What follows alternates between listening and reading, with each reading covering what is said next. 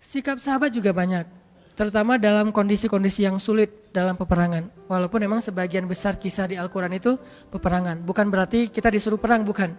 Karena kondisi paling sulit itu kan dalam kondisi peperangan kan. Kayak sekarang di Palestina, di Suriah. Lapar-laparnya orang Indonesia pasti beda lah dengan di Rohingya. Selapar-laparnya orang Indonesia beda dengan Suriah dan Palestina. Pasti beda banget tuh.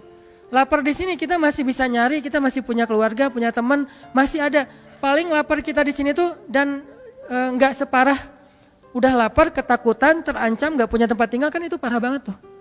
Jadi benar-benar baksa, dorro, zulzilu, 3 sekaligus. Kalau kita paling-paling baksa doang lapar. Kalau mereka baksa, dorro, hilang semua harta bendanya termasuk rumah. Zulzilu, diancam, terombang-ambing perasaannya. Nih gimana, mau kemana? Ke Bangladesh diusir, ke India bentar lagi 4.000 orang mau diusir dari India. Kemanapun nggak ada, di laut banyak yang karena udah overload gitu, banyak yang akhirnya tenggelam kapalnya, perahunya, mereka meninggal di lautan.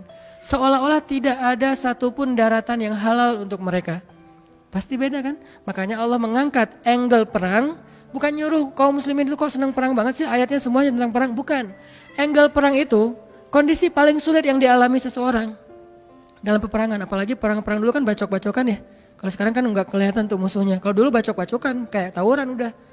Kayak orang udah antar warga, antar sekolah, antar geng gitu. Itu luar biasa, kondisi kayak gitu diangkat oleh Allah untuk memberi suasana ke kita. Dalam kondisi kayak gitu aja sahabat ternyata dengan izin Allah bisa woles. Dan woles mereka lah yang menyelesaikan masalah di antara mereka. Nih kita coba belajar teman-teman. Belajar untuk menerapkannya terutama kepada orang tua, lalu kepada pasangan. Kepada pasangan ini terutama istri ke suami, baru suami kepada istri. Karena setelah orang tua, suami itu posisinya sakral bagi istri. Sakral banget setelah orang tua ya. Artinya setelah dia menikah, maka posisi ayah ibunya itu digantikan oleh suami. Sampai Nabi bilang kalau seandainya seorang perempuan boleh disuruh bersujud, maka Nabi akan nyuruh dia bersujud kepada suami. Tapi kan gak boleh sujud kepada makhluk. Nah, kepada pasangan, bahkan kepada anak, terus juga kepada tetangga. Nah ini juga susah nih, hese nih kalau ke tetangga nih. Ada tetangga yang suka iseng, yang sering usil, gimana cara kita woles? Kadang-kadang kita sekedar gak dibalas sapaan kita aja udah gak bisa woles. Punten, orangnya gak bilang mangga, udah. Atau kita lagi duduk, orang lewat gak ngepuntenin. Itu juga kadang-kadang kita emosional kan. Kita duduk nih, orang lewat, gak ada punten-puntennya, jalan aja. Wah, bisa emosi. Kenapa sih kita terlalu mudah disulut emosinya? Dan ini akan membuat bukan hanya kita pribadi, bangsa kita itu susah banget untuk bisa damai. Karena masalah kecil aja kita tersulut. Hanya masalah di jalan, hanya masalah dengan teman, hanya dengan masalah dengan mantan, tersulut. Nah, kita sekarang coba baca nih ayat tentang woles di dalam Al-Quran ya. Coba teman-teman buka surat 33 Al-Ahzab ayat 22. Surat 33 Al-Ahzab ayat 22. A'udzu billahi minasy syaithanir rajim. Bismillahirrahmanirrahim. ولما رأى المؤمنون الأحزاب قالوا هذا ما وعدنا الله ورسوله وصدق الله ورسوله وما زادهم إلا إيمانا وتسليما. Dan ketika orang-orang beriman melihat pasukan-pasukan Ahzab. Pasukan Ahzab itu pasukan yang berkoalisi banyak gitu ya. Kumpulan kabilah gitu. Mereka berkata, inilah apa yang pernah dijanjikan Allah dan Rasulnya. Dan benarlah Allah dan Rasulnya. Sehingga tidaklah hal itu menambah bagi mereka kecuali iman dan kepasrahan. Ini kondisi sahabat ketika dalam keadaan tertekan. Kayak gimana kondisinya, ceritanya? Ceritanya sahabat waktu itu lagi mengalami musim kemarau. Musim banyak panen yang gagal, dagangan gak laku, sehingga sahabat-sahabat yang kaya juga miskin, apalagi yang miskin. Untuk makan itu susah banget. Dan di zaman itu memang benar-benar kalau dibilang susah, benar-benar susah. Gimana gambaran susahnya? Sampai Nabi mengikat batu di perutnya. Ada beberapa cara Nabi menahan lapar. Salah satu caranya Nabi akan duduk dalam keadaan bersandar, gak kuat lagi menegakkan punggung. Cara yang lain, melipat tubuhnya kayak orang lagi ku atau sujud untuk menahan rasa lapar. Cara yang paling berat lagi kalau udah gak ketahan lagi, diikatlah batu di perut. Seolah-olah batu itu makanan yang masuk ke dalam perut sehingga menahan lapar. Ketika beliau ruku dan sujud, kedengaran suara gesekan batu. Karena kan di dalam jubah tuh pakai batunya di perut. Bukan caper-caperan, gua tuh zuhud loh, lihat nih batunya banyak nih. Gak gitu sih. Ditaruh di dalam jubah, pakai jubah, sholat. Begitu sujud dan ruku, kedengaran suara gesekan batu. Terus Aisyah nanya, ini suara apa dipegang sama Aisyah? Pas dilihat sama Aisyah, Aisyah nangis. Kayak gimana Nabi gak pernah komplain, gak pernah ngeluh, padahal selapar itu. Dan beliau gak pengen istrinya tahu kalau beliau tuh lapar banget, membuat istrinya sedih. Sehingga ditutup dengan jubah. Begitu istrinya maksain pengen cari tahu ada apa sih Rasul, udah gak apa-apa. Dipaksain, nangis Aisyah.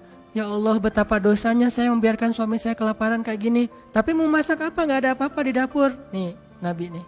Jadi benar-benar dalam kondisi lapar, haus, susah, gak ada apapun. Tiba-tiba ada berita orang-orang kabilah Arab berkumpul dengan banyak kabilah pengen nyerang kota Madinah. Dibantu sama orang-orang Yahudi yang di dekat kota Madinah. Ini ujian yang luar biasa. Kayak di Palestina, di Gaza, dapat berita bahwa Israel akan melancarkan serangan udara dan darat kayak dulu sekitar 2010. Serangan di bulan Ramadan selama 50 hari itu. Itu kan ancaman yang luar biasa. Kita nonton di TV aja kayaknya jantung kita gimana gitu. Gimana yang ngalamin coba. Mereka tidur malam hari itu mungkin tidur terakhir buat mereka, setelah itu gak akan bangun-bangun lagi. Dan gak tahu juga mungkin apartemen mereka yang akan runtuh. Ketika tidur itu udah saling maaf-maafan, ini mungkin malam terakhir kita bareng-bareng, setelah ini kita insya Allah bertemu di surga. Benar-benar ancaman yang luar biasa. Ditambah lagi dari dalam kota banyak orang-orang munafik ngegembosin, memprovokasi. Selalu kayak gitu kondisi kaum muslimin, dimanapun kayak gitu. Ada aja orang dalam yang memanfaatkan situasi kaum muslimin dalam keadaan tegang, mereka malah merusak suasana. Ini kondisi ketika walamma ra'al mu'minuna al-ahzab. Ketika mereka melihat pasukan musuh yang sangat banyak mengelilingi kota Madinah, dan kalau musuh itu masuk ke dalam kota Madinah, gak akan memberikan ampun, habis semuanya. Karena musuh-musuh itu kalau masuk suatu kota, mereka akan menghancurkan rumah, membakarnya, merusak ladang, dan mengambil harta-harta, bahkan sampai anak kecil juga gak diampuni. Itu karena yang terjadi di Suriah dan di Palestina. Sampai anak kecil juga gak diampuni. Salah apa anak kecil di kayak yang terakhir serangan di Idlib kemarin nih. Rumah bersalin diserang. Memang orang bersalin salahnya apa? Memang orang bersalin mau nembak-nembakan gitu. Tapi kayak gitulah sifat dari musuh. Ahzab, pasukan-pasukan koalisi dari berbagai macam kabilah. Kalau sekarang negara, itu kan ujian yang luar biasa nih. Tapi apa yang dirasakan oleh orang-orang yang beriman? Qalu hadza ma wa'adana Allah wa rasuluh. Mereka malah bilang ini nih yang dulu dijanjikan Allah dan Rasul. Kalau orang Suriah bilang ini nih yang disebutin di dalam hadis Nabi, bahwa nanti ketika terjadi huru-hara akhir zaman, iman adanya di Syam. Iman adanya di Syam. Syam itu yang mana? Suriah, Yordania, Palestina, sebagian kecil dari Turki, Lebanon. Iman adanya di Syam, pusatnya di Suriah. Dan terbukti dalam kondisi kayak gitu juga mereka masih ngafal Quran. Kita kadang-kadang pilek dikit gak masuk kampus, gak masuk sekolah ya. Ini dalam kondisi perang masih ngafal Quran. Dan kadang-kadang mereka pergi ke tempat ngafal Quran, masjidnya dihancurkan, gak pulang lagi tuh. Yang lebih berat bukan anaknya, orang tuanya melepaskan anaknya dalam kondisi perang, pergi ke masjid untuk ngafal Quran, di mana masjid itu banyak banget jadi target serangan bom udara. Itu kan orang tuanya luar biasa tuh perasaan mentalnya, bisa melepaskan anaknya ke masjid. Saya aja ngelepasin anak ke pesantren itu gak tega. Duh, berapa lama tuh baru bisa dikunjungin? Sebulan sekali Babah, kata anak-anak. Wah, sebulan sekali. Gak jadi deh, gak usah pesantren, mending di rumah aja. Gak tega gitu teh. Gimana melepaskan anaknya ke masjid yang mungkin akan diserang setiap saat, kapan aja. Ini iman. Kok bisa kayak gitu? Apa yang menjadikan mereka wales dalam kondisi lebih berat dari kita? Dan kita masalahnya lebih ringan, harusnya lebih woles dari mereka. Jadi makin ditekan, makin yakin sama Allah. Makin banyak masalah, makin yakin sama Allah, makin berserah kepada Allah. Kok bisa kayak gitu? Ada orang yang ketika makin banyak masalah, makin ragu sama Allah. Ini Allah maunya apa sih? Gitu kan? Ketika makin banyak masalah, makin kayak mempertanyakan takdir dan ketentuan Allah. Kenapa kok saya yang ngalamin ini? Kenapa saya dari dulu gak selesai-selesai masalahnya? Kenapa justru setelah saya berhijrah malah banyak masalah? Kenapa para sahabat sebaliknya? Makin dikasih ujian, makin wa ma zadahum illa imanan wa taslima. Gak bertambah kecuali iman dan kepasrahan. Jadi dikasih ujian malah makin yakin sama Allah, bukan makin ragu. Misalnya dia ganti nih modal transaksi dagangnya, bisnisnya. Yang tadi mungkin syubhat atau haram, sekarang dia pakai model transaksi bisnis yang halal aja deh, yang aman-aman aja. Gara-gara transaksi yang halal malah banyak masalah.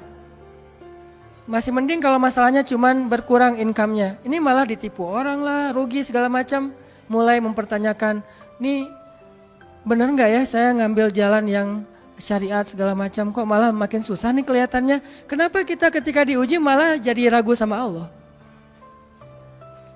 Kenapa saya katanya kalau misalnya saya jujur, saya akan dapat kebaikan. Ini gara-gara jujur malah gak lulus. Ya mungkin gak belajar tapi jujur. Yang satu lagi yang gak jujur malah nilainya bagus mungkin. Misalnya gak belajar tapi dia dusta. Kenapa para sahabat ketika diuji malah makin yakin sama Allah? Malah makin pasrah kepada Allah. Karena mereka pegang janji Allah. Itu salah satu tipsnya. Kalau kita pengen tetap woles pas menghadapi kesulitan, pegang janji Allah. Makin kita kuat pegang janji Allah, diuji, kita makin pasrah sama Allah. Ya Allah, saya akan yakin sama Engkau memegang janjimu. Ketika diuji, saya berharapnya balasan dari Allah, pertolongan dari Allah.